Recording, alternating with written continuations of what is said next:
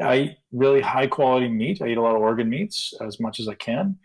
I eat vegetables and meat 2 to 3 times a day. So if I'm training, it's usually 3 meals a day. If I'm not, it's 2 meals a day. That's it. And so occasionally, probably 3 or 4 times a week, I'll have some carbohydrate, depending on, because I usually train 3 to 4 times a week. And that's it. I try to keep it relatively simple. People think I'm boring, but I actually enjoy it, man. For 15 years, I was a professional bodybuilder, longer than that actually. Um, you become so appreciative of the real flavors of food when you deprive your palate of diversity and of hyper palatable foods. And the joy of I don't know, different types of salt, or the joy of different types of meat, or a sweet potato, or even vegetables, Hmm. is just unbelievable. I think everyone at some point in their life should do either a fast or some type of kind of depletion diet, or call it a restrictive diet.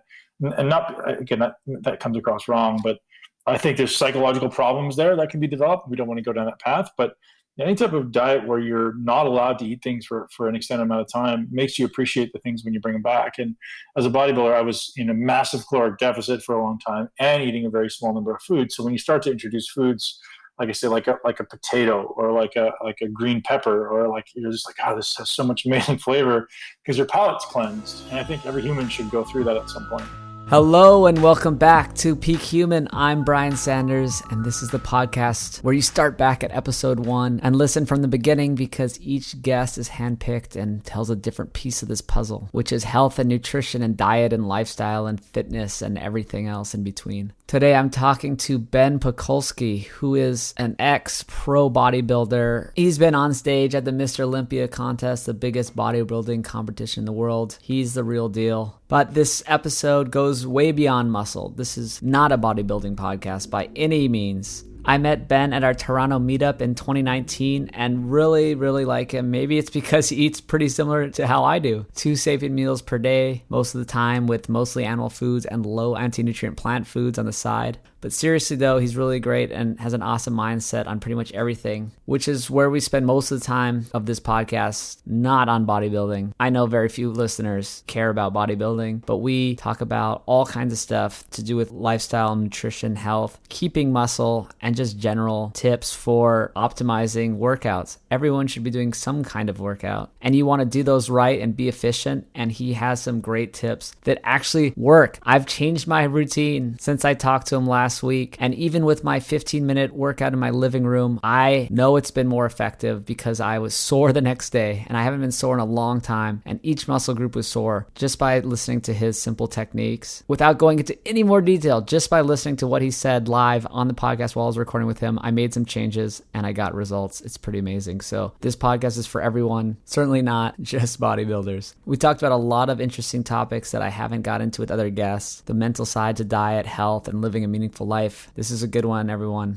Ben Pakulski is a renowned competitive bodybuilder that has gone to the highest levels of competition, such as the Arnold Classic and Olympia. After a long and successful career, he now focuses on longevity, health, and his family as a priority. He owns MI40 Gym in Florida, which specializes in biomechanics and proper form and execution and exercises to get the results you want from lifting weights. His podcast, Muscle Intelligence, focuses on weekly interviews with leading experts in a vast number of scientific fields, focusing on health optimization, nutrition, sleep, hormones, mindfulness, and mindset, strength, both physical and mental, and muscle hypertrophy. He travels around the world speaking about these topics and is generally a cool guy. So I hope I can meet up with him again sometime, and I hope you enjoyed this episode. But before we start, I'm going to highlight our newest nose to tail product, which is the Drovors, which is a dried sausage stick with liver and heart. Yes, we added in some liver and heart. It's something I've been trying to do from day one. We finally got it figured out, got the recipe correct, got all the sign-offs from the USDA and other governing bodies, and now we have a limited run that you can order from nosetotale.org today, starting today. So check those out. I think it's the best way to get liver and heart part in your diet in a convenient way. Second best way might be the primal ground beef, which some may think is better because it's grass-fed, grass-finished ground beef with all the organs mixed in, and you get to cook it up fresh. The only thing is it comes in a big box and you have to cook it fresh. And our Drovors product is really easy, and you can carry it around and eat it as a snack whenever you want, or have it after a meal like I do as part of a little dessert, or just top off my meal with a little extra liver and heart. So get that at nosetail.org. We have free shipping over $60. We also have artwork.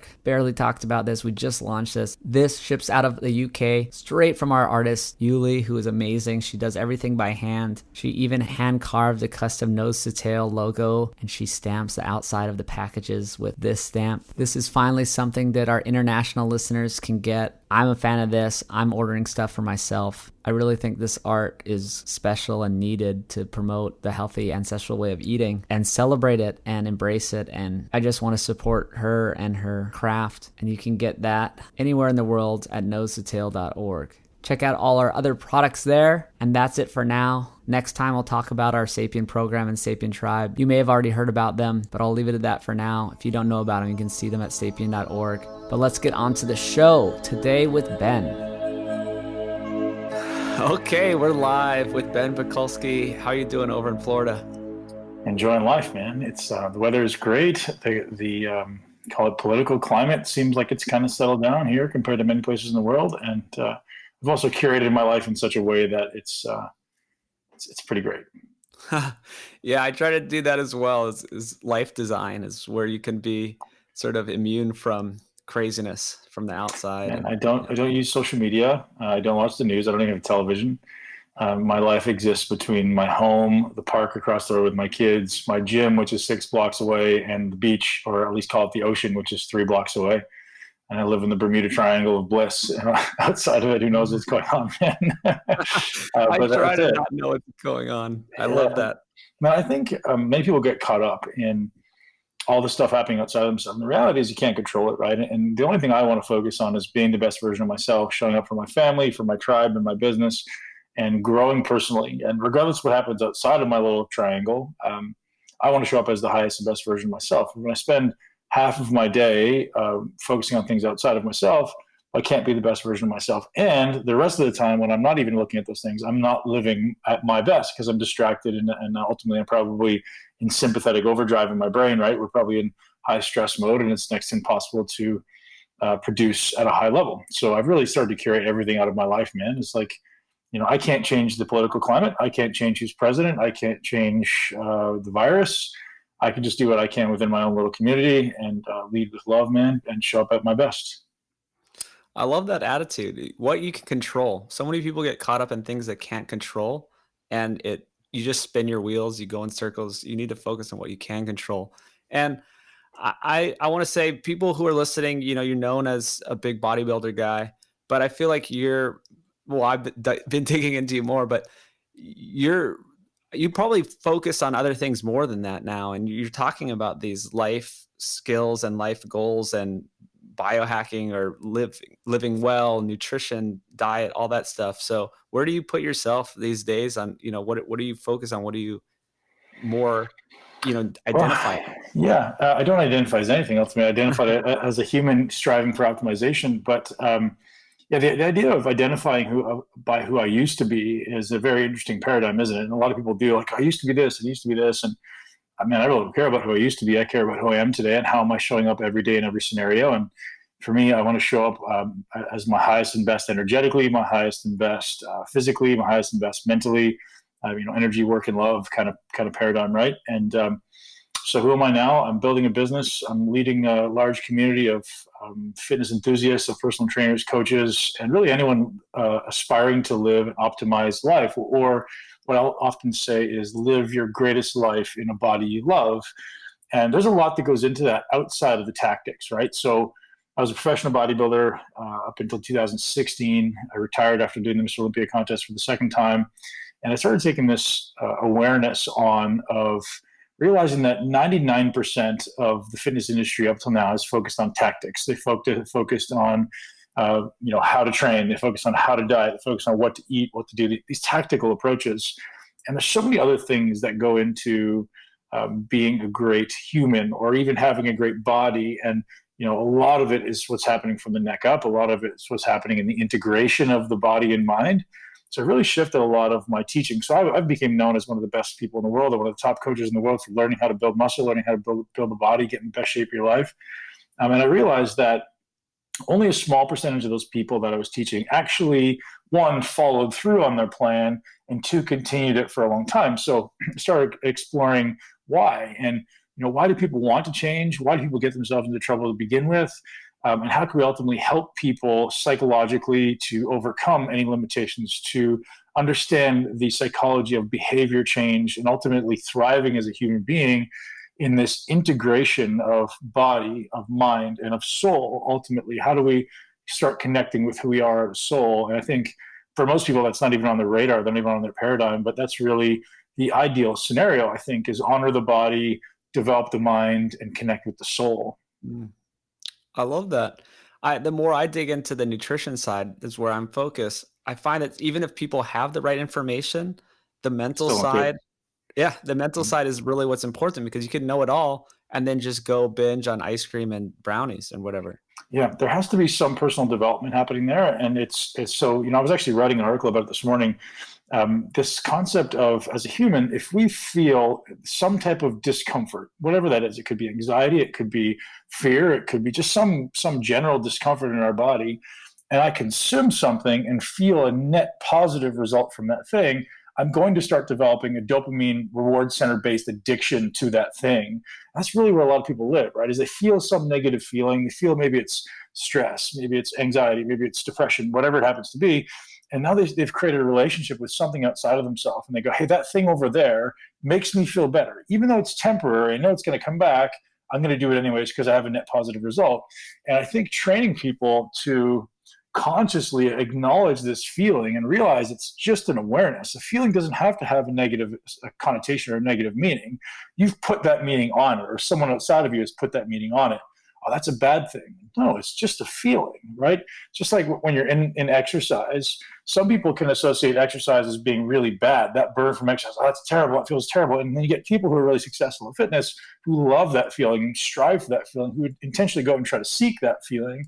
So if you can create that association and that relationship with your emotions, meaning I feel this anxiety, but maybe that's just a cure a trigger for me to take action on something. I feel this general malaise or negative energy or attitude, but maybe that's just a trigger to do something in my life rather than masking it, right?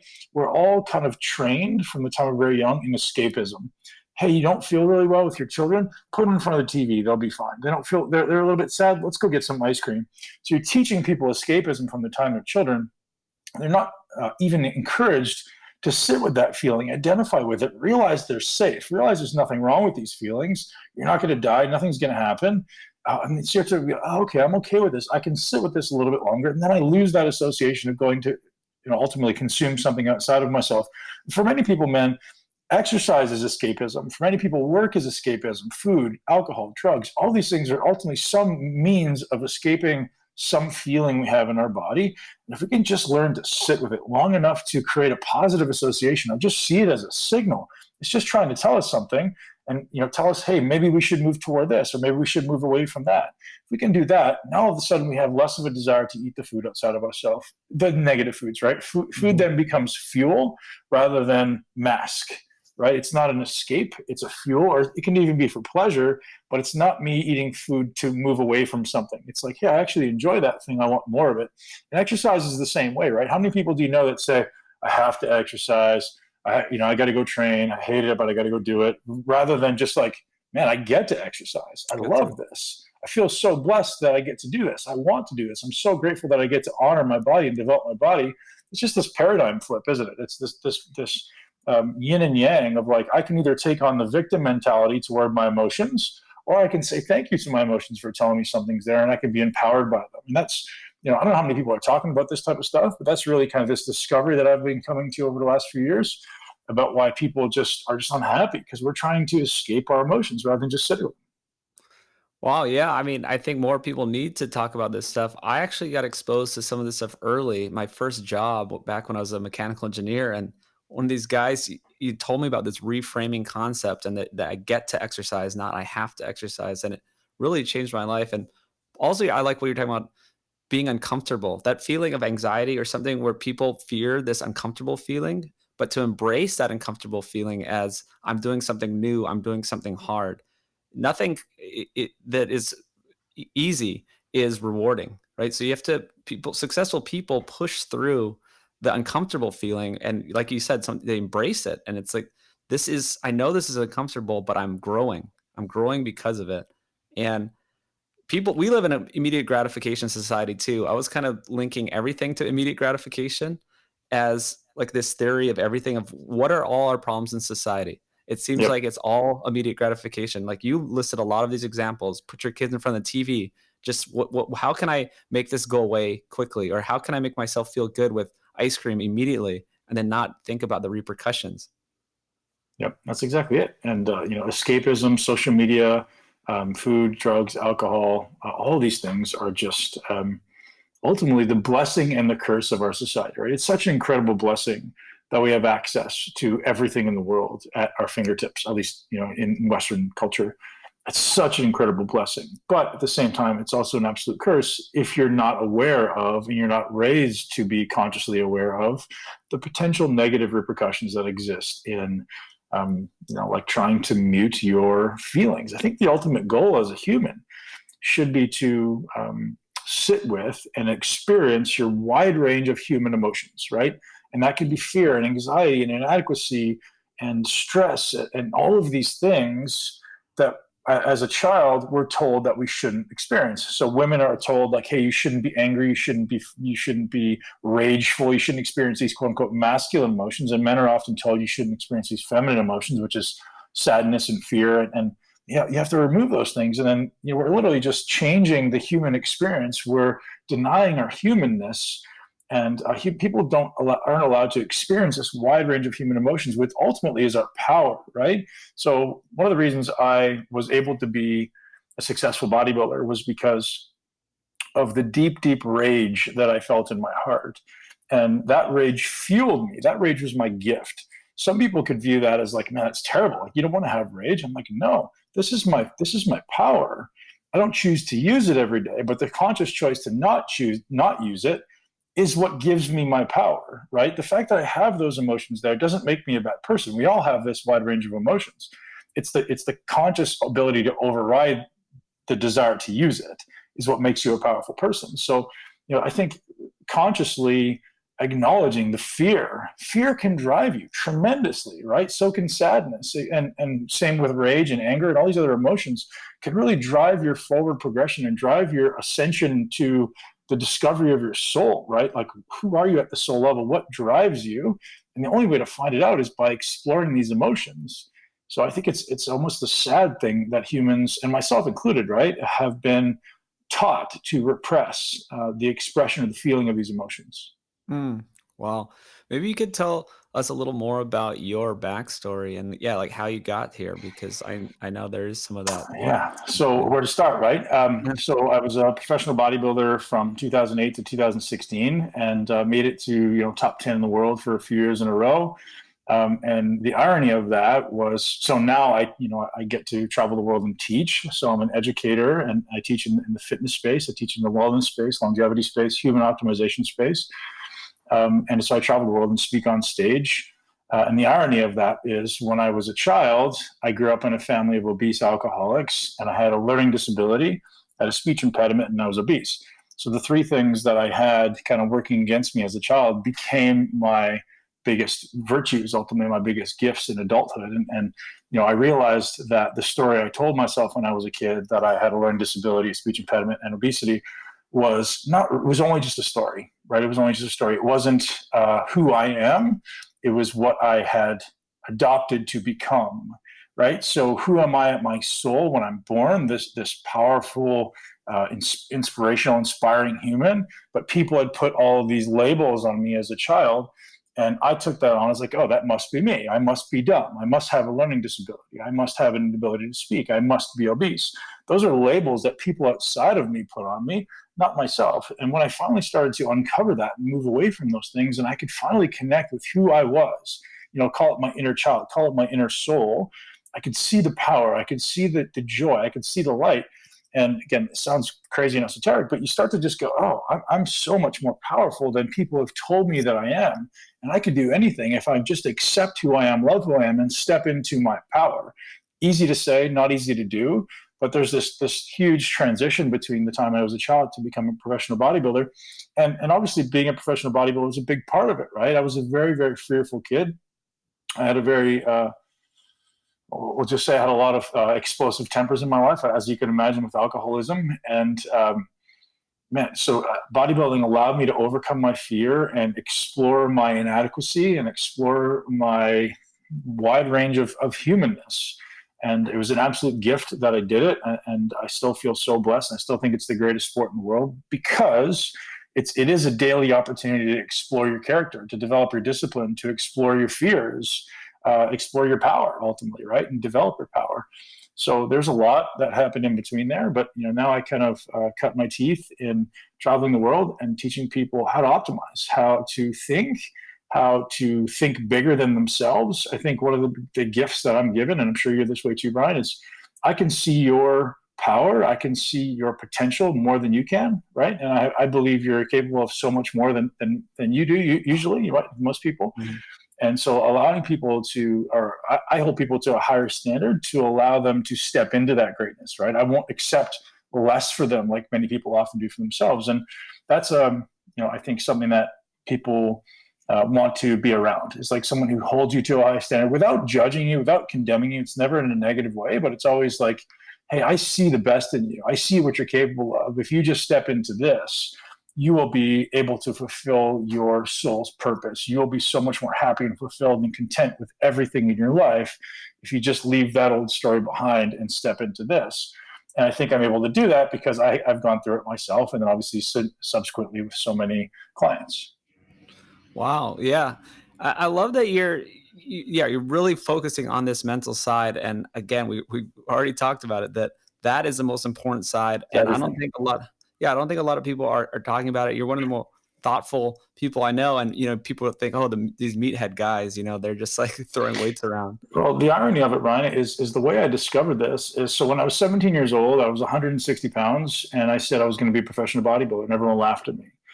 And at no instant, as far as that I can remember, did I ever doubt that I would do it. I always just knew that I was willing to do whatever it took to do that. And I'd never looked anywhere else. Like, there was short distractions along the way, but I always had my eye on the end vision, right? When I started at 16, I created a 19-year plan. And I said, by 35, this is where I'm going to be. And I literally followed through on every aspect of that plan. And I think that was a blessing. And I think the lesson that came of it for me was at 16, I thought that being Mr. Olympia, or at least a Mr. Olympia competitor, would fulfill me as a human.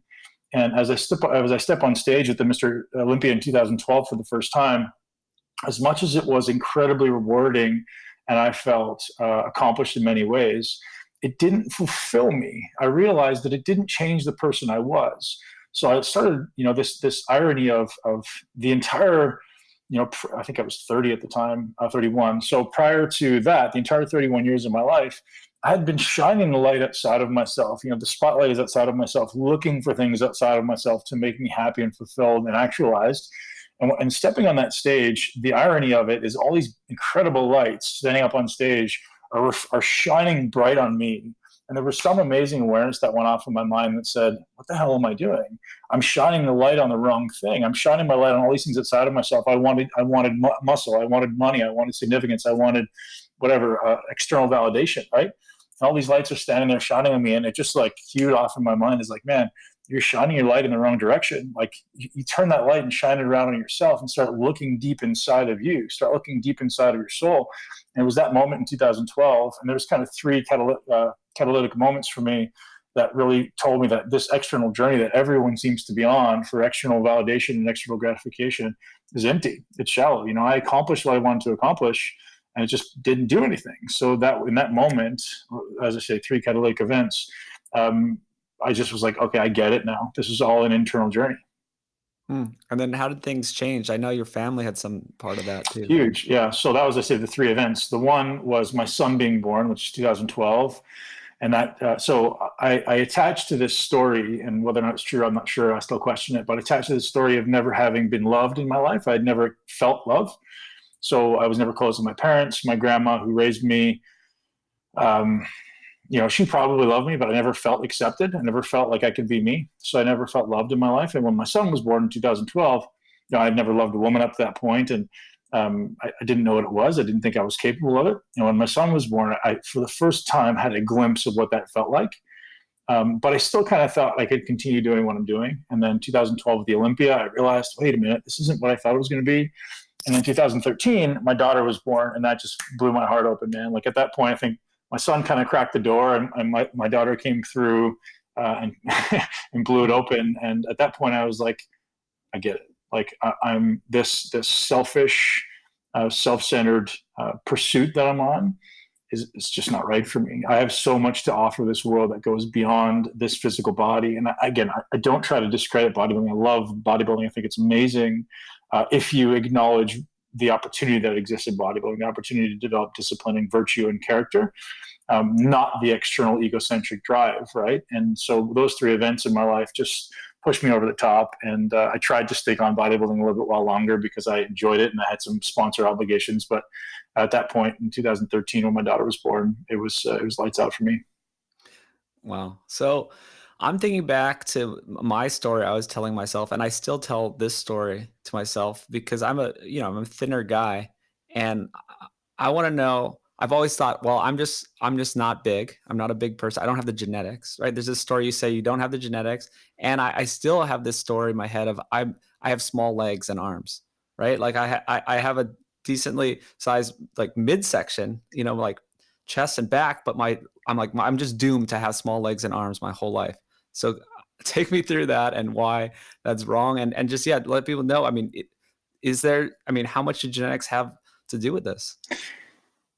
Well, during my career, I, like you, attached to this belief that I didn't have the genetics, but I also wouldn't accept that as my fate. I said, I'm going to do whatever it takes to be this athlete. And so for me, that meant literally from 17 years old, I was reading every book. I was studying everything I could. I wouldn't take no for an answer. So that gave me a huge advantage over most other bodybuilders because they're coming at it with this genetic advantage to where they just do it and they grow.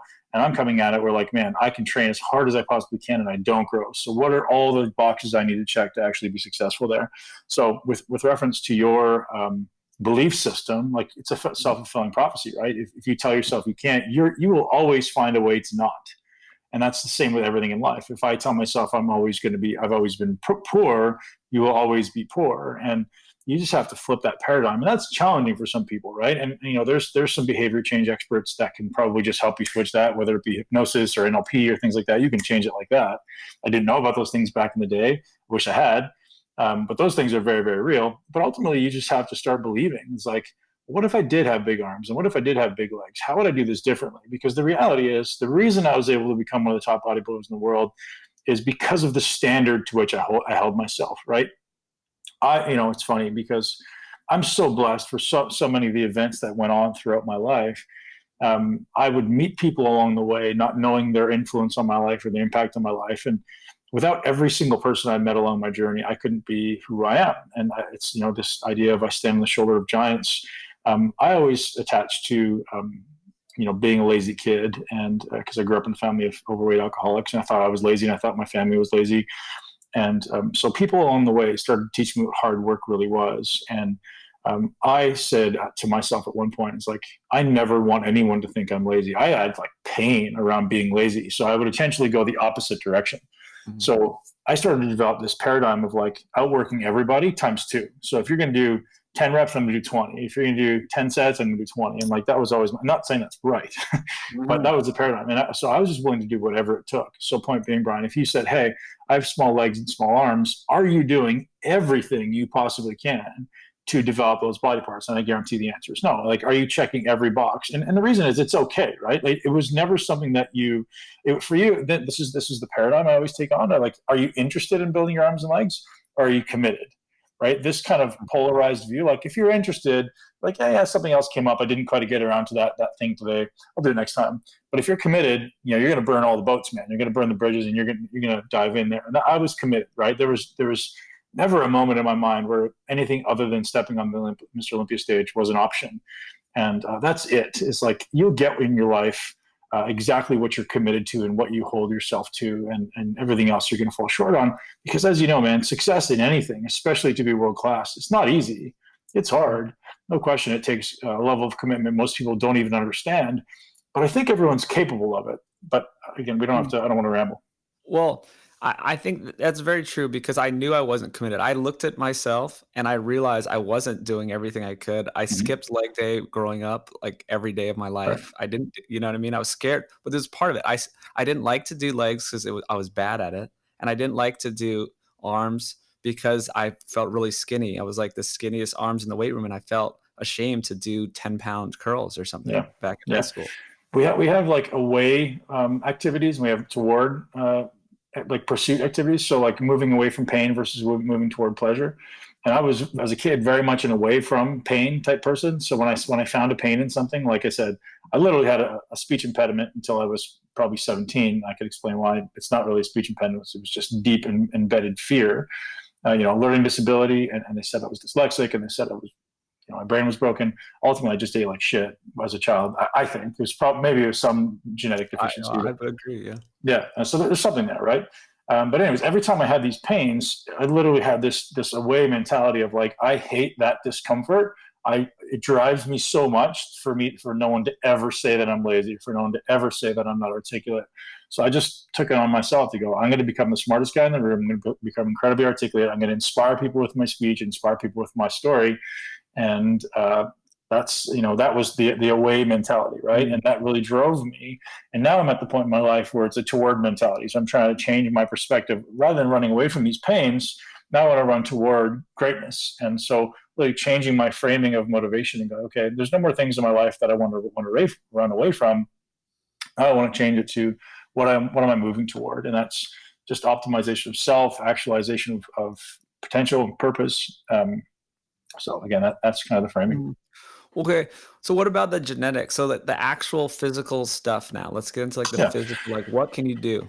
There's lots. There are certainly some genetic considerations, right? And I think some people definitely build muscle than others, but you can start to quantify that, right? And I think as we progress in understanding of genetics and epigenetics, we can start to quantify what the terms genetics actually mean when it comes to muscle building. So there's not just some like magical muscle building gene. Well, there is, but there's many things that go into muscle building, right? So if you look at the myostatin gene, some people have a double myostatin knockout, which means they don't actually stop building muscle when they turn on the gene. But I've met people like that who have no muscle. It's crazy. They have the double myostatin knockout and they have no muscle. So there's got to be other factors at play. So you start looking at, I'll tell you one of the things that's huge, because I've kind of explored with a lot of pro bodybuilders and looked at their genetics. The rate of protein breakdown varies a lot person to person. I personally think that and the ability to handle inflammation and insulin resistance are your three biggest factors in bodybuilding. So if you're very insulin sensitive, that's a genetic predisposition.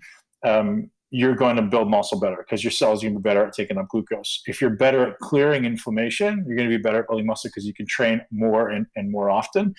And the final one was, what did I say? The protein. Protein breakdown. Yeah. So, and every pro bodybuilder I know, man, not every, many, can eat 2 meals a day and keep all of their muscle. And when I was coming up, like if I didn't eat 7 meals a day, I would look like a string bean the next day. And that was literally, so many guys I know can just eat next to nothing and don't lose any muscle. So that started to become apparent to me of like, okay, that's a genetic deficiency that I have, but that doesn't mean I can't overcome it, right? I can overcome the protein breakdown by just eating regular boluses of protein. I can overcome the inflammatory limitations by eating foods that are lower in inflammation and ultimately supporting inflammatory pathways of supplements and sunshine and grounding and all those other things. And then the insulin sensitivity, just controlling the amount of exercise, movement, sunshine, vitamin D, et cetera, et cetera, et cetera. And I could pay attention to all of those factors that contribute to those three big contributors. And that, as soon as I figured those out, that started allowing me to grow at a rate that I would have believed was equivalent to some of the top bodybuilders.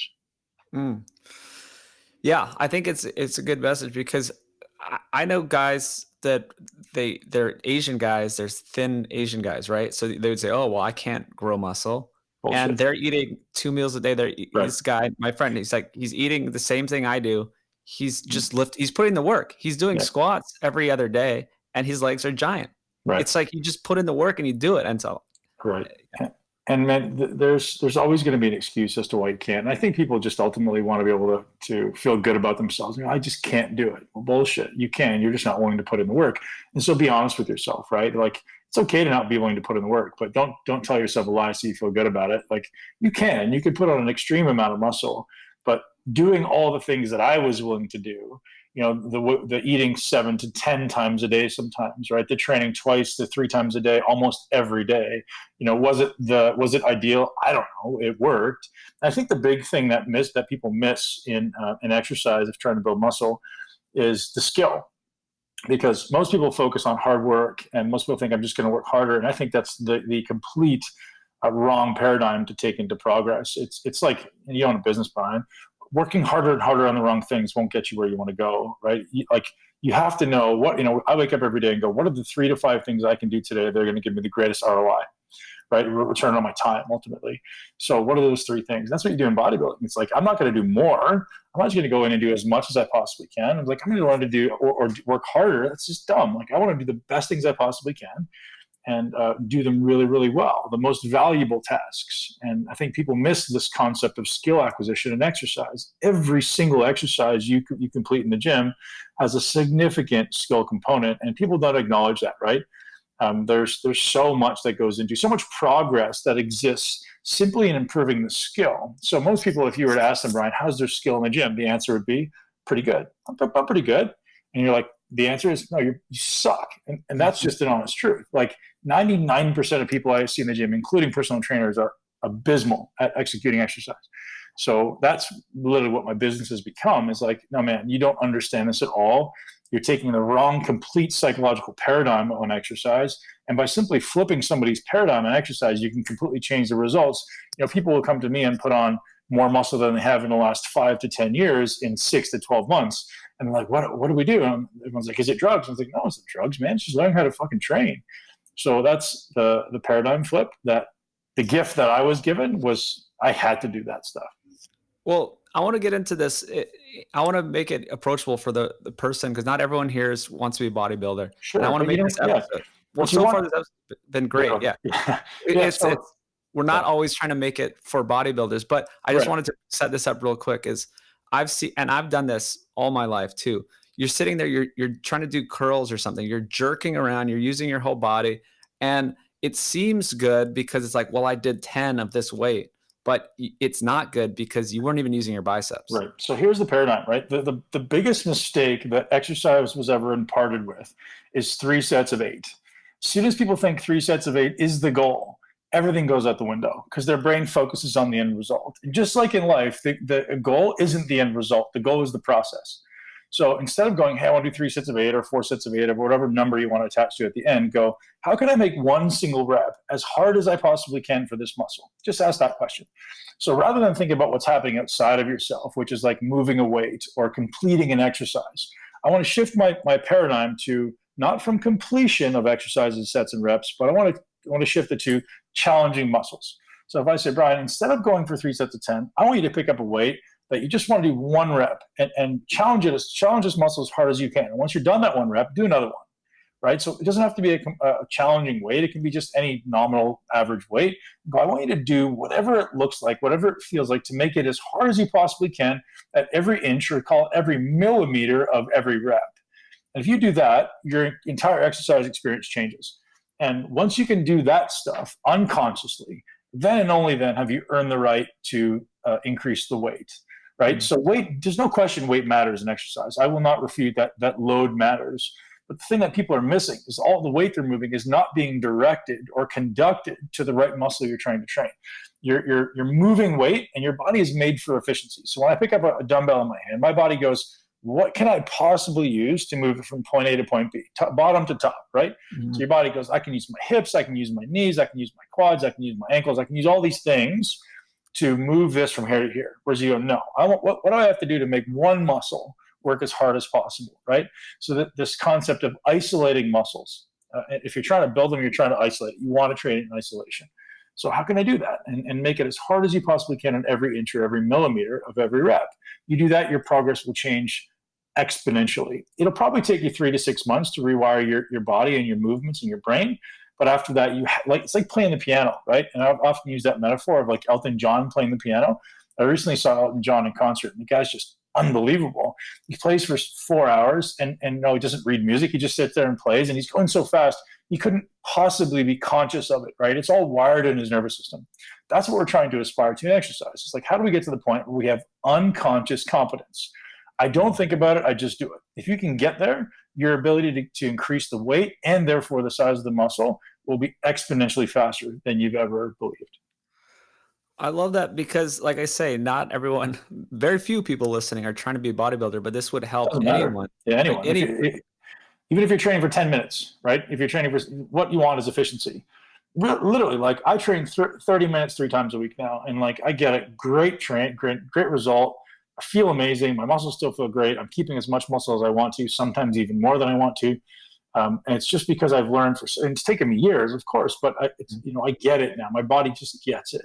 And that should be the goal of most people starting exercise. And I would say 90% of people listening, I would put them in the category of just starting exercise, because if you haven't done this stuff before, consider yourself a beginner. Yeah. So I want to just circle back on that again too. So say you're doing a dumbbell press for your pecs, you're on a bench. It's more about, you're just thinking, how can I strain my chest the most, and not how many reps I can do. How can I can go slower, I can focus on it, because you can use all different muscle groups. But yeah, so just take us through a little more of that. Here's a simple paradigm, Brian. Every muscle in the body has 2 ends, right? One end is closer to the midline of the body. That's called the origin. One end of the muscle is at the other side. It's called the insertion, right? So every muscle's got an origin, insertion. The origin stays still, or it should stay still. It shouldn't move. Think of an elastic band, right? And if an elastic band has 2 ends, if both ends are moving, I'm not generating a lot of force or torque. In order for me to generate torque, I need to have one end that's completely anchored. So in the instance of a pec, it's on the sternum. It's going to be anchored unless I'm moving extraneously at my spine, right? So I'm going to anchor this call it proximal end, the end closer to the midline of the body. And then I'm going to take that distal end, and I'm literally just going to try to pull it closer to the midline. So it's like, what does it look like if I'm doing a press or a fly, just to pull the far end of the muscle that's further away from the body closer to the midline? That's literally the motion, right? I just want to do that. And that's my primary focus. So it's what we call a muscle-centric view of exercise rather than a movement-centric. So most people are focused on movement. Like, I want to move this weight from here to here. That's great, but that doesn't guarantee you anything. What we want to do is like, hey, I want to think about what this muscle is doing and how I can get this muscle from its most lengthened position, so its most stretched position, to its most shortened or its most contracted position as many times as possible without losing tension, with whatever load is appropriate. So I don't ever advocate low resistance, and I also don't ever advocate, to be honest, I advocate maximum resistance within what you're capable of doing, right? And if it's perfect form you're after, meaning like I'm using muscle contraction to generate motion, it's going to be significantly lighter than you're used to, right? Because it's isolating rather than using as many muscles as possible. This concept of like, your body is designed for path of least resistance. Your body's trying to make it as easy as possible, use as many muscles as possible, and use as little energy as possible. And we're trying to do the opposite. Like, we're trying to make it as inefficient as possible, ultimately, which is using one muscle, which is energetically inefficient. And ultimately, your body goes, shit, I'm going to hurt myself. So you have to be super conscious and super present in every rep that you do. Otherwise, you are going to be, well, you're not going to predispose to be hurting yourself, but you're going to stop. So this is this idea of conscious exercise, right? And I often teach this idea of like becoming present in the workout. It becomes like you're turning your workout almost into a meditative experience, because I'm getting out of my head because I can't think about this. It's the type of thing that I have to feel. I have to embody it. So I would like 9 times out of 10, and when I'm in the gym, my eyes are closed and I'm trying to feel, where do I feel the tension? So is it in the right muscle? Am I feeling it 100% of the time in the right muscle? If I'm not, I'm doing it wrong. And that's really the simple paradigm. You know, I'm thinking back to my days not wanting to do curls in high school. I think some of this, for people, it's hard to do in the middle of a gym, and then you're doing the lightest weight and you look like an idiot. So for one, it's lockdown. Until your arms are bigger than everybody else. Well, right? yeah, it takes some time, and then they'll be like, "Huh, how'd you do that?" But during lockdown, I don't even have a gym. I mean, I want to ask you about what to do without a gym, but it's good in a way where I can be in my living room and I have like a few pieces of equipment, and I don't have to worry about people looking at me. Yeah. I can just do the lighter weight. Here's the thing, buddy. That's really funny you say that, because it's amazing how many people are focused on what's happening outside of themselves, right? Like how people are going to judge me. Who fucking cares at the end of the day? They're going to judge you even more when you're the one who has amazing results and amazing physique, right? You have to get over that, because we're all so attached to what people think, and the egocentric drive of, am I getting external gratification? Do they think I'm strong? At the end of the day, is that the goal?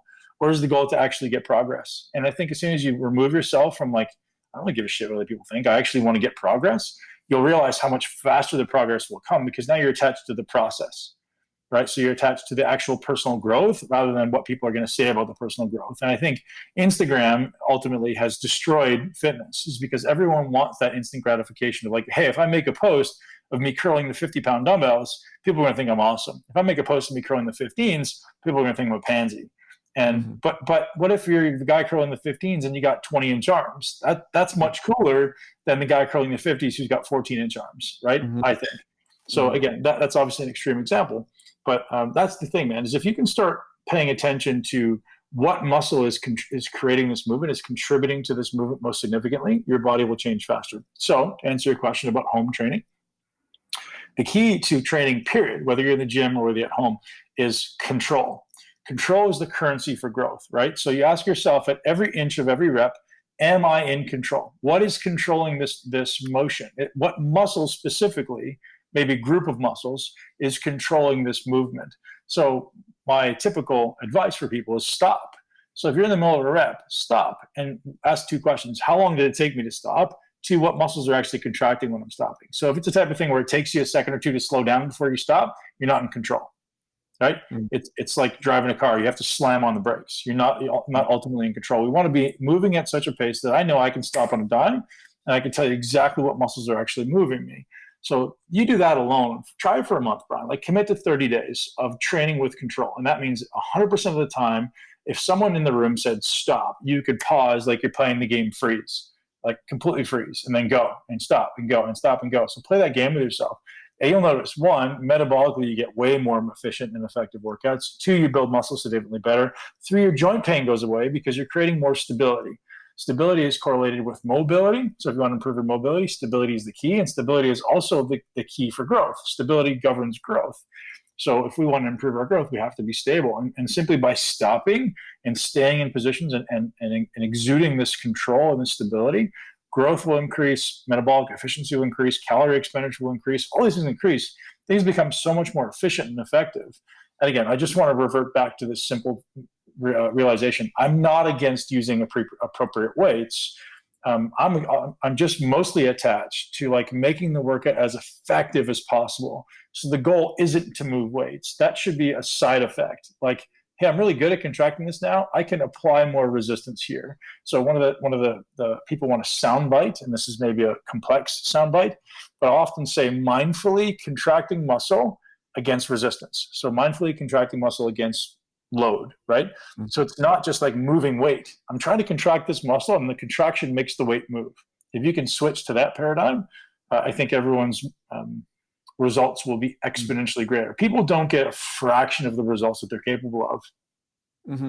Well, I think, yeah, what you're saying is if you get the foundation right, then you can get to the higher weights later, but so many people don't have the foundation right. And I know I don't. Right. So I'm trying to get better. And also I love your stuff about efficiency. I think everything you do in life should be about being efficient, and it's time, right? You're talking Time. about how much it's about your time. And so one of my catchphrases is eat densely, move intensely. So we could break down what intensely could mean, Right. but eat densely. I mean, I want to get into nutrition stuff too. Sure. I know you have some good stuff on nutrition, but we'll finish off the muscle stuff. But the move intensely, to me, I mean, it also is densely. It's like what can I get the shortest amount of time with the maximum bang? And then, right? and so whether I get the idea of having a catchphrase. So intensity, from my mind, for most people, and maybe it's just me, breeds the thought of like speed and working hard, and that's okay. But within this type of exercise, I guarantee, Brian, you and I can do a workout together for 15 minutes, and it'll be the most intense workout you've ever had in your life. You'll be sweating, your muscles will be more sore than you've ever had, and people wouldn't externally view it as intense, but internal intensity, right? Like the muscular work, the amplitude of the actual direct muscular work is going to be more significant than everything you've ever done. And I call it this concept, and you'll get this as an engineer, signal to noise ratio, right? I want to create way more signal and as little noise as possible. Most people are creating a bunch of noise, a bunch of inflammatory noise, and a very low amount of signal. I'm trying to flip that on end. I want to create as much direct muscular stimulus and signal as possible with the least amount of total stimulus. And I think that should be the goal. And that will ultimately, by definition, is creating the most intense signal and most intense stimulus that exists. Well, yeah, maybe we can define intensely as that. I mean, that's kind of what I mean is that. And I'm just sort of against cardio. I think people should do it if they like it. And some people do cardio for completely different reasons. And don't overtrain. Don't do marathons all the time. Right. But I like cardio for mindfulness, to be honest. My 3 pillars that I think every human should embody is breathe, walk, and meditate.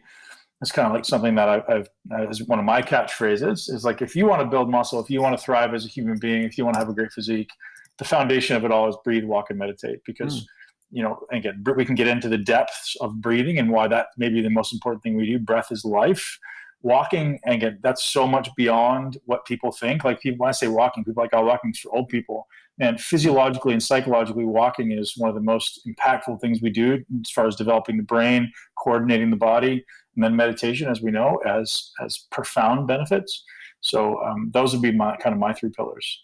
I love that. Yeah. Well, humans have been doing that stuff forever. I mean, walking is, I love walking, especially during the beginning of this whole lockdown stuff. I would just go for very, very long walks. But yeah, back to the cardio stuff. Like, it just seems like a very inefficient way. I think you said something about this. Yeah. It's the most inefficient way to burn calories, the most inefficient way to burn fat, ultimately, right? It's like, you're training the body to contract the least amount of muscle you possibly can. Think about that, right? Like, what if we ask people to walk through, like, what are you actually doing when you get on a treadmill or a step mill? Well, you're doing, I'm trying to burn fat. Why? How are you going to burn fat? Well, I'm going to get my heart rate up. Well, how does your heart rate get up? By contracting muscles. Muscle contraction is what increases heart rate. So ultimately, because it's improving energy production, right? So ultimately, it's this incredibly inefficient way of burning calories and burning fat. It's the most inefficient way possible. So if I want to burn fat, my goal should be, how do I become more effective and efficient at this thing?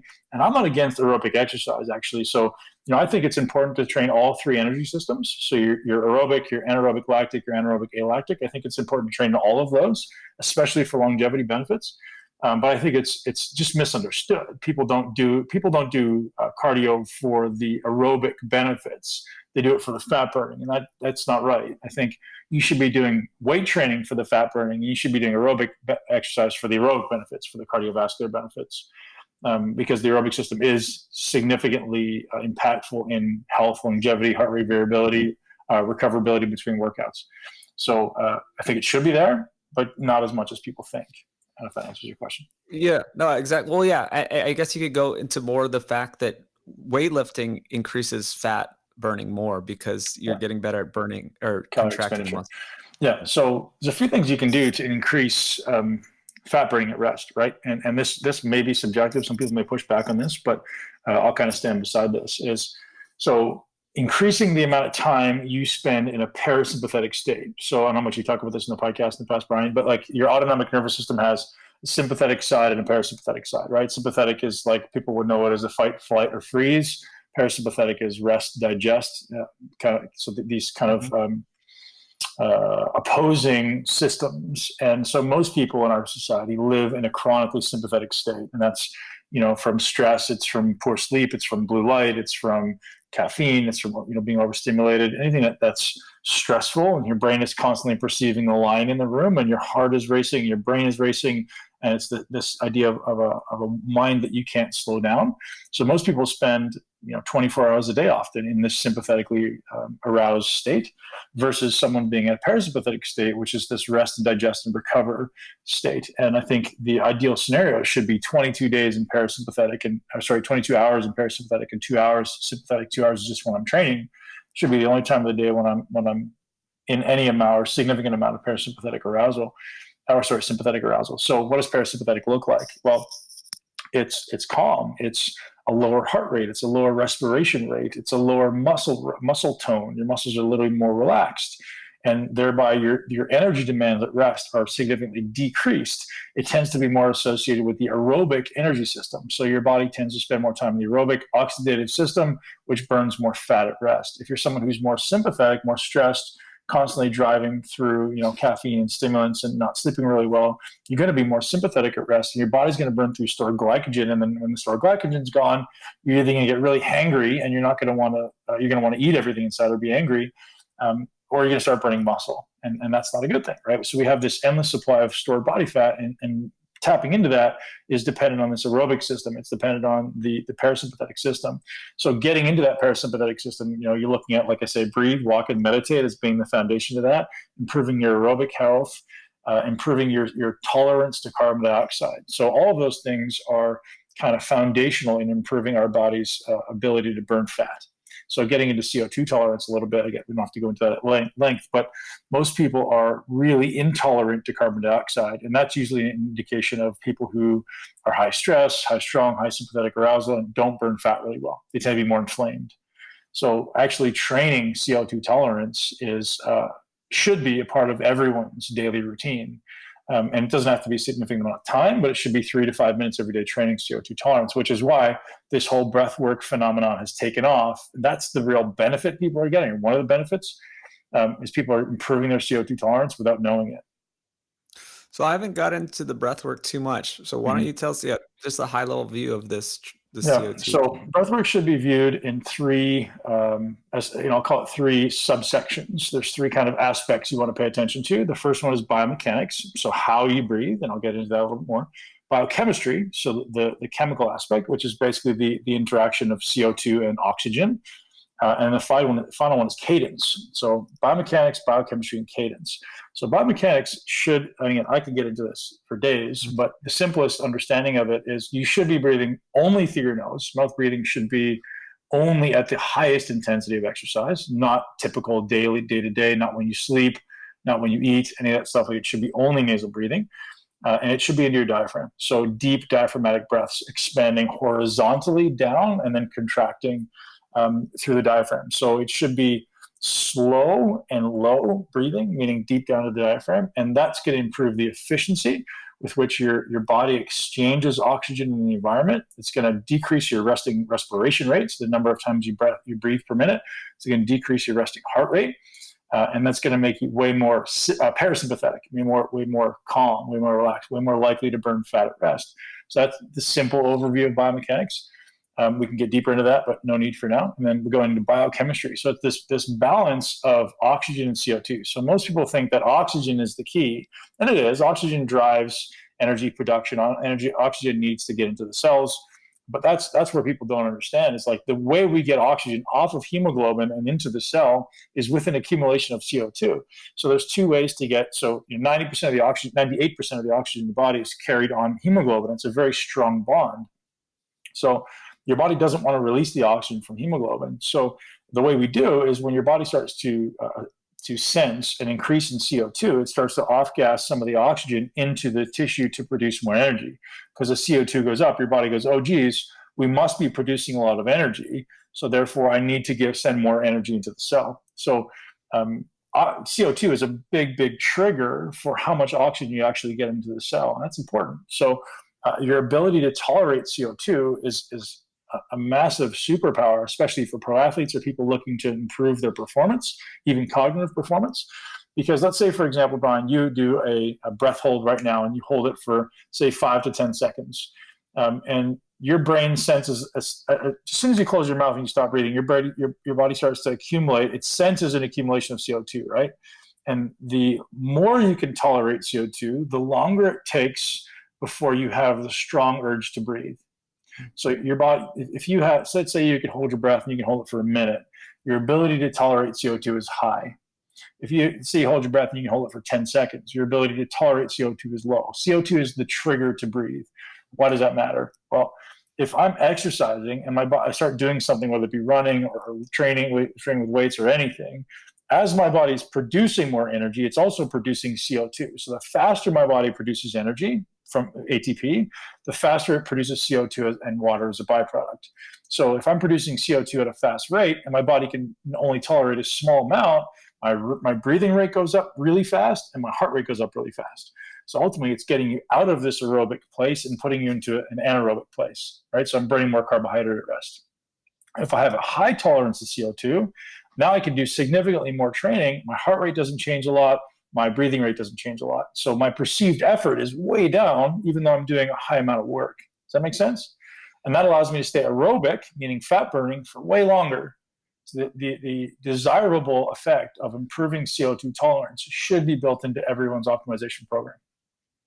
Wow. Yeah. I think it's overlooked, and I'll admit that I overlook it as well. But this is kind of getting into this like fat metabolism stuff. Mm-hmm. And I did a lot I was training for a decathlon, with almost no carbs, and all the athletes at UCLA where I was training thought I was insane because they didn't know why I wasn't eating like goos every 2 hours. But why don't we talk about, just how these different metabolisms, and I think you are pretty fat-based metabolism these days, and where do carbs kind of fit in? Where do they fit into muscle I think building? the simple, there's a few obviously scenarios where you want to look at it, but I think if you're intolerant to carbohydrate or you're insensitive to carbohydrate, you don't eat them, period. So if you're inflamed, and obviously people don't acknowledge the correlation between stress and inflammation and insulin resistance. If you're someone who's highly sympathetic, that's by definition what high stress is, and you're going to be insulin resistant, you're going to be highly inflamed. So if you're someone who tends to be high stress, the first instinct should be to go lower carbohydrate. But there's a bit of an asterisk there, is carbohydrate is also our best means of modulating cortisol, right? So as we're stressed, cortisol goes up. Your body is sensing stress, cortisol goes up. Cortisol is our stress hormone. Carbohydrates are your best means of modulating stress. So for someone who's highly stressed, the first inclination should be, well, I want to decrease my stress. I want to improve my insulin sensitivity. I want to decrease my inflammation. So the first tendency would be for most nutritionists to go, hey, let's just drop the carbohydrates right out. Let's go keto, let's go carnivore, whatever it is. That's not always right for everyone. And at least progressing them toward it would be a much better idea than just pulling them out. Because as I say, most people are in need of some carbohydrate to modulate cortisol. And if we just pull that out, we're taking away their biggest lever to decrease stress. So they're going to end up being more sympathetic and more inflamed, and they're going to have a hard time losing fat. And that happens a lot, right? Especially in athletes. And sedentary people. So athletes are either overtrained and not recovering, or sedentary people don't know how to slow down their mind or slow down their heart rate because someone's put them on a carnivore or keto diet and they don't have anything to modulate stress. So until we give them tools, internal tools, breathing, meditation, any type of mindfulness tools to modulate stress, taking carbohydrates away can be bad for people. But in general, I think it's a desirable state to be in, to be very insulin sensitive, low inflammation, which oftentimes means a low carbohydrate diet. And then the only time you use carbohydrate, or the only time I use carbohydrate, is when I earn them, right? So if I'm training really hard, then I earn carbohydrates. If I go and crush a leg workout today, man, I can eat 200 grams of carbs and be, my blood sugar will be back down to normal in an hour. If I'm sitting on my butt all day and eating 200 grams of carbs, it's very different. So I think, I'm not anti-carbohydrate at all. I think carbohydrates are amazing and have a place. I usually only use, what we'll call paleo carbohydrates. Maybe if that's, I don't use that word often. Basically like whole food carbs. Exactly. Yeah. And I don't think wheat is a whole food. I think not in America. It's not, man, because the amount of glyphosate, right? Yeah. So I'm neurotic about glyphosate, like I stay away from that stuff as much as possible because we know it's insidiously in our air and our water supply anyways. But I stay away from that neurotically, which means I stay away from all grains and soy and stuff like that. I stay away from that stuff just because of the prevalence of glyphosate. But yeah, it's whole foods, man. It's a sweet potato. I eat a lot of berries. When I'm training, sometimes I'll eat some rice, not very often, but usually it's like sweet potatoes, squash, green vegetables, or multicolored vegetables, and some berries. That's kind of the extent of maybe some avocados and olive oils, and that's kind of the extent of my fruit intake and carbohydrate intake. Well, I like it because your podcast is called Muscle Intelligence. You're all about muscle intelligence. I think it's almost like carb intelligence or targeted. It's like use them wisely. Yeah. Use them when you earn them. And there's no problem with them. And I like the targeted carbs thing. I think some people in the fitness industry know about this, where it's like, yes, you target the carbs around the workout. You're not just eating carbs all day and sitting in an office. Right. And they have a place, and you can still be very well fat adapted most of the you day. See why people do it though, right? As we kind of spoke about right in the beginning, people feel anxious. So first thing, they wake up in the morning, they drink coffee. That drives up the sympathetic arousal. That makes them more anxious, makes their blood sugar typically tank. And then they go, God, I'm feeling a little anxious. I'm feeling a little strange. Carbohydrates make that feel better. Now I have a carbohydrate addiction, right? Like it's literally, I think, the vicious cycle that people go on. You start, they're like, I'm not going to eat today. I'm just going to have 4 cups of coffee. And they feel so stressed. And because the coffee is causing that sympathetic arousal, it literally makes it feel like they have anxiety. Now, the only way to get rid of that is with carbohydrates. So people are living in this vicious cycle of like, well, you just need to stop drinking the coffee to start the day, and you won't have that carbohydrate craving around 12 o'clock, right? And that's if you just pull that coffee down, or just maybe have a half a cup or 1 cup, eventually your body will know how to produce energy on its own and won't need the caffeine. And you won't need that carbohydrate to modulate your stress at like 11 or 12 o'clock. Because I know what it feels like, man. I've consumed too much coffee, as I'm sure you have in your student days. I'm anxious. I'm racy. I'm like, okay, don't do that. And you won't need the carbohydrate to bring you down. That makes sense. Well, yeah, I mean, it's what we're all about is being smart and not, eating too many of these. Well, also the refined carbohydrates, the stuff like that. That's what you're going to reach for because it modulates it faster, right? Like a sweet potato, when I'm feeling anxious, it's going to take hours before it brings down my cortisol. So again, as I said, repeat this, is worth repeating, is like as my cortisol goes up, typically, so let's say it's inversely. As my insulin goes up, my cortisol goes down. So by spiking insulin, which usually happens by eating crappy foods, cortisol will decrease. So that's why people become addicted to eating carbohydrates or sugars, because they feel anxious. At least that's a large percentage of the population. I think it's a lot, and they don't know it, or they're eating it for just immediate gratification, or because it becomes a habit. There's so many things, but it's all this mental stuff. Oh, I'm depressed, I want to eat ice cream. Oh, I'm sad, or I'm lonely, or but it's bored. A feeling, right, Brian? It's literally a feeling they get, and they're like, oh, I feel this way, and I know I want to eat that carbohydrate because I've done it so many times before. It makes this feeling go away. Right? That's the same reason people drink, same reason they do alcohol, same reason they exercise a lot of times. Like, I feel like shit, I want to go exercise, right? It's all escapism. But again, get into Okay, so what are you eating these days? A lot of meat, a lot of plants, and that's about it. So I eat really high quality meat. I eat a lot of organ meats as much as I can. I eat vegetables and meat 2 to 3 times a day. So if I'm training, it's usually 3 meals a day. If I'm not, it's 2 meals a day. That's it. And so occasionally, probably 3 or 4 times a week, I'll have some carbohydrate, depending on, because I usually train 3 to 4 times a week. And that's it. I try to keep it relatively simple. People think I'm boring, but I actually enjoy it, man. When you for 15 years, I was a professional bodybuilder, longer than that actually. You become so appreciative of the real flavors of food when you deprive your palate of diversity and of hyperpalatable foods. Man, the joy of different types of salt, or the joy of different types of meat, or a sweet potato, or even vegetables, is just unbelievable. I think everyone at some point in their life should do either a fast or some type of kind of depletion diet, or call it a restrictive diet. And not, again, that comes across wrong, but I think there's psychological problems there that can be developed. We don't want to go down that path, but any type of diet where you're not allowed to eat things for an extended amount of time makes you appreciate the things when you bring them back. And as a bodybuilder, I was in a massive caloric deficit for a long time and eating a very small number of foods. So when you start to introduce foods like I say, like a potato or like a green pepper, or like you're just like, oh, this has so much amazing flavor because your palate's cleansed. And I think every human should go through that at some point. I think so too. I went on a journey, and as I went to more just whole foods, simple foods, I ditched sauces. I ditched so many things, and Yeah, you really appreciate the flavor. yeah. And yeah, that's huge.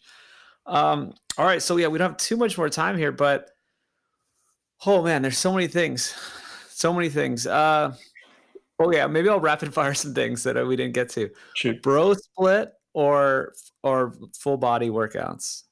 I think neither, man. I think the answer lies in the middle. I think bro split is useless. I think doing things once a week has been perpetuated by professional bodybuilders, and that's about the only demographic it makes sense for. I think most people should be training each body part, depending on your goals, right? Provided you're trying to build muscle, your goal, you should be training each body part probably every 3 to 4 days. That would be ideal for muscle building. And again, it depends on your level of skill. Someone who's got poor skill can do it more often because ultimately they're not creating a huge amount of muscle damage, stress, or inflammation. Someone who's got great skill needs to take longer. And that's where that bro split paradigm came from. If you're a professional bodybuilder, your ability to train, contract, and create damage is significant. Therefore, you probably need 5 to 7 days between workouts to train that body part again. But average people, it doesn't make any sense. Whole body workouts are great for people who want to maintain their amount of muscle or maybe build a little bit, depending on how hard you're working. But usually, I would say it's great for maintenance. What about CrossFit stuff? CrossFit is great when you have the skill, and I think it's reckless for most people, and that's my honest opinion. I think most people doing CrossFit is senseless, and it's keeping orthopedic surgeons happy and busy and well fed. For people who are high level athletes who understand the skill component of CrossFit, it's awesome. It's like challenging yourself to such a high level. But for most people, I think it's reckless. And I know most people who do it would probably get angry with me, but man, skill is such a big part of one, saving your joints, two, getting results. And the less mobile you are, the more incapable you are, the more likely you are to get hurt. And that's 80 to 90% of the CrossFit community. To get hurt.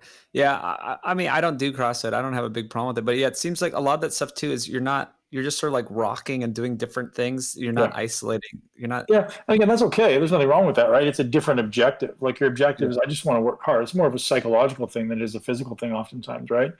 But it's just a different target. If I'm trying to build muscle or look different, that's not my most efficient way of doing it. If I just want to burn a bunch of calories and quote unquote work out for aerobic benefits, it's great.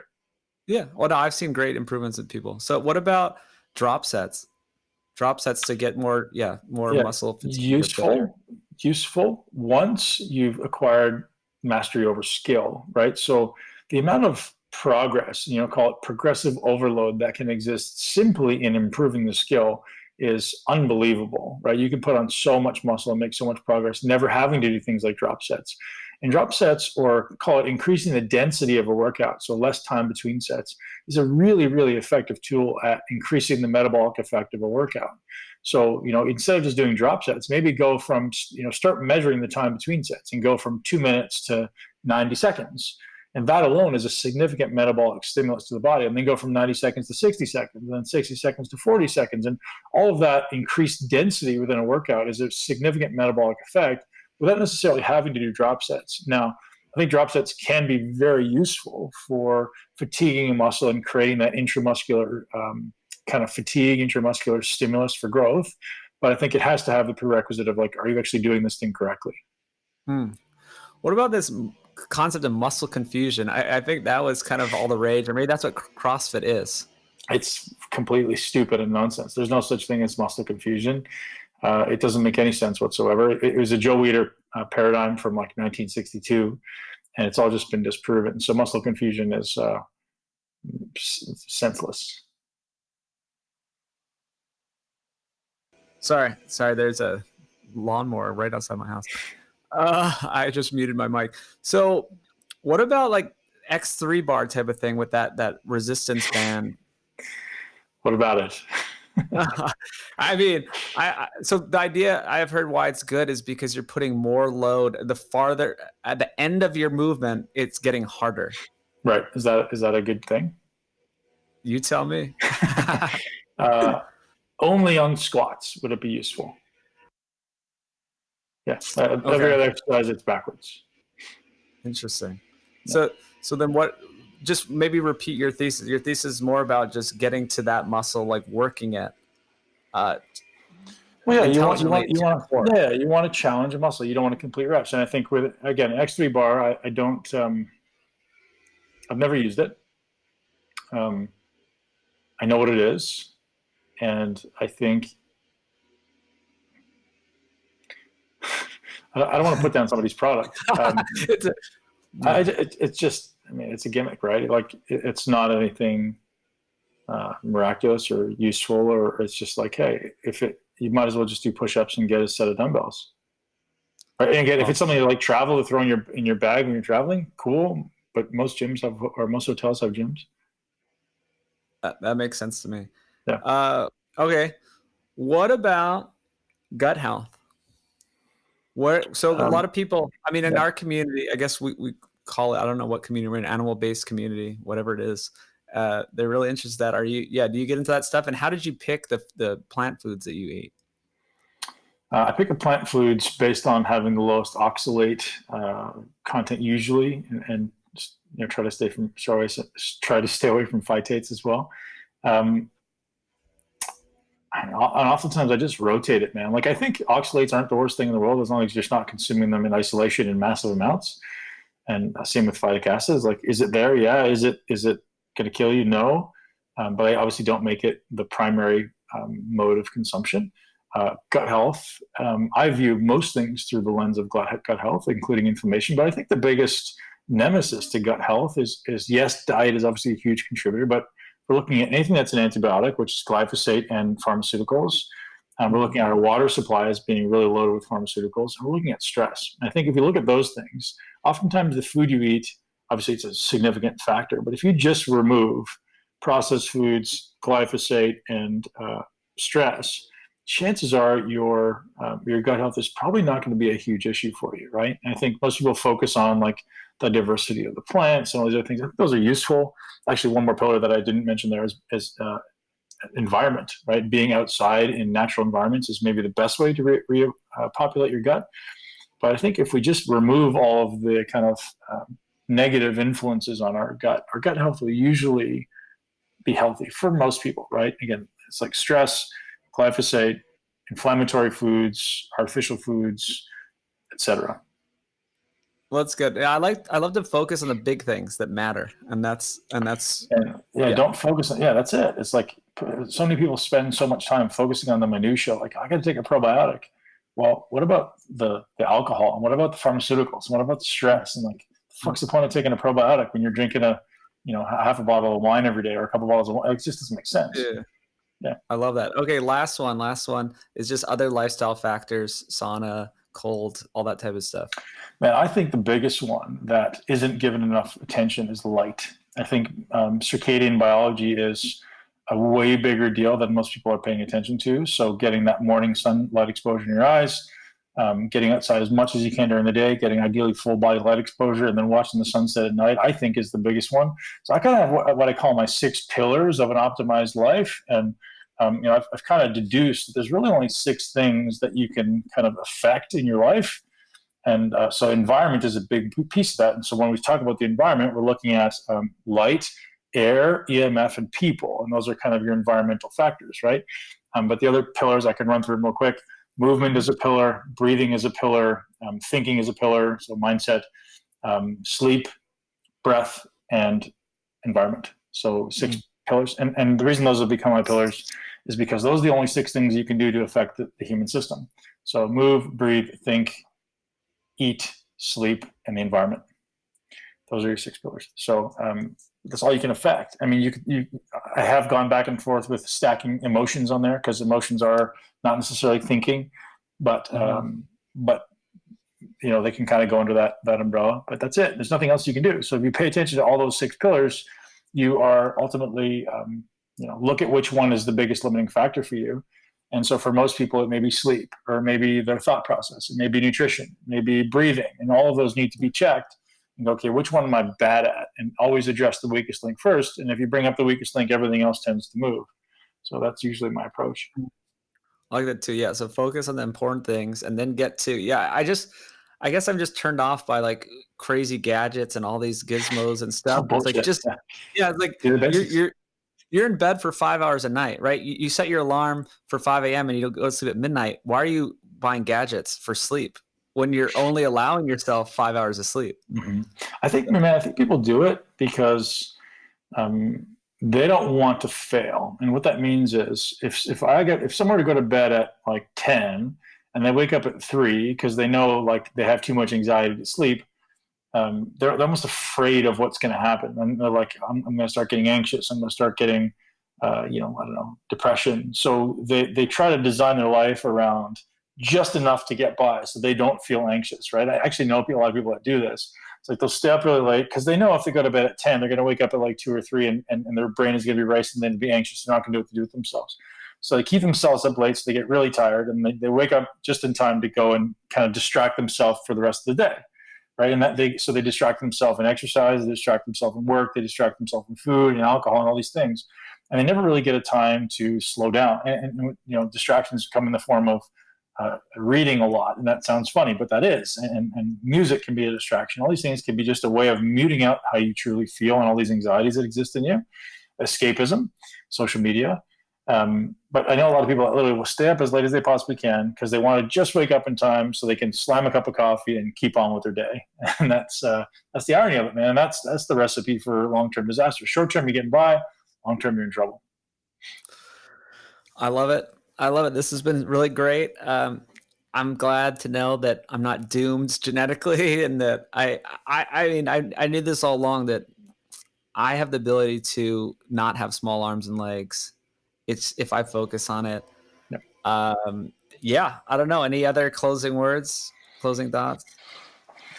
You know what's been a big focus of mine lately, Brian, is this idea of finding yourself. And this has kind of been a part of my journey. And as I start to unravel it, I start to get clarity on it, I like to share it.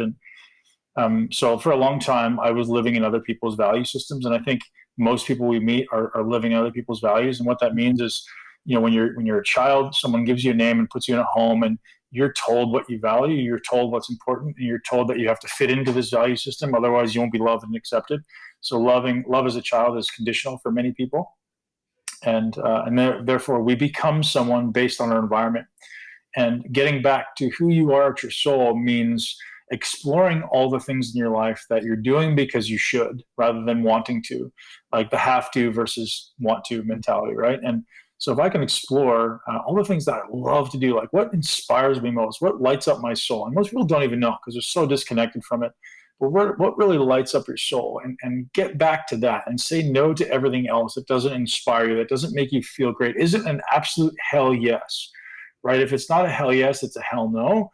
And you'll find what inspires you. And when you find what's inspiring you, it's connecting again with your soul. It's a really hard thing to do for most people because most of our lives right now are created and we're surrounded by people who accept us for the way that we think we are rather than who we actually are. And so you'll find is, one, as soon as you become someone you're not, you're preventing yourself from receiving love because people can't love you for who you are. They're loving you for who they think you are. And so you're going to have a lot of people in your life that start to fall away. And that's happening with me. There's a lot of people who are, old, fair weather friends who now I'm becoming this different person, including in my podcast, right? I'm kind of expressing who I am. And there's going to be a bunch of people who fall away. And that could be painful, right? You can lose some of your best friends. You can lose some of your family. But what you're going to find is people who are even closer to you, and you're able to accept love and receive love now because you are actually being who you are at your soul, and they're loving you for who you actually are rather than who you've become or who you're pretending to be. And I think that's an important lesson for people to acknowledge is so identify what you value, identify what inspires you, and start being completely honest with yourself and with the people around you about what you love, what you don't love, who you are.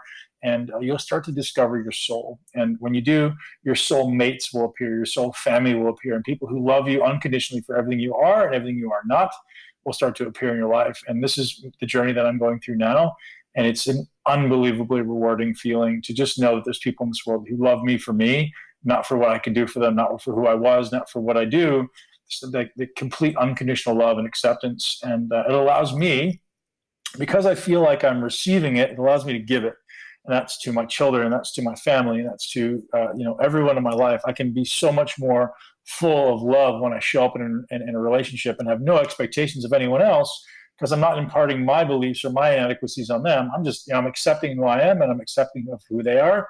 And therefore I allow people to be themselves also. And this is a big kind of shift in the messaging of the podcast is, even though it is called Muscle Intelligence, there is this shift toward finding your greatness and finding the light that exists in your soul. And that's kind of where the path is headed. I love it. Powerful words. It was great meeting in Toronto. We had a meetup. Hopefully we'll have some more meetups and, build your tribe, build a community, all these messages you've said today are very powerful. And I hope people continue on, changing their mindset. And where do people find you? Muscle Intelligence, your podcast. Yeah, the podcast is a great place to start, Brian. And social media can be okay. I'm trying to spend less time on social media, so I've actually taken most of the content that I would have previously put on Instagram, and I'm just putting it on the podcast and do the podcast more often because it's less curated, and I feel like it's less intrusive to my privacy. And I want to try to get a tribe of people off of Instagram and on to some other platform we're working on right now. So we'll see. But a podcast is a great place to find me, Muscle Intelligence Podcast. You go to muscleintelligence.com. We've got workout programs, and we're building a 12-month transformation program for busy people. So those are kind of your best places to find me. All right. Well, I appreciate your time and your message and everything. So thanks so much. And I'll see you sometime soon, hopefully. Absolutely, man. Hopefully we'll connect soon. Thanks, Brian. Good. Thanks. All right, everyone. Thanks for listening. Thanks for sharing with friends and family. Thanks for giving this podcast a review on iTunes or any podcast app. Make sure to go to nosetotale.org to check out our products, even just to see what they're all about. There's interesting stuff. We have hats, we have art, we have fresh meat, we have dried meat, we have beef tallow body care. We have so many different things. We keep selling out of the body care products handmade from beef tallow, but I think we have some more in stock if you're listening to this now. Sapien.org is where you find the program so you can get healthy. Sapien.org is also where you can find the tribe, where you can support the show while getting a bunch of valuable stuff for yourself. All the added perks are there, all the extra content. Go to sapien.org and nosetotale.org. You'll find everything there. We have no advertisers. This is the one way to keep this all going. Thanks, everyone, and we'll see you next week.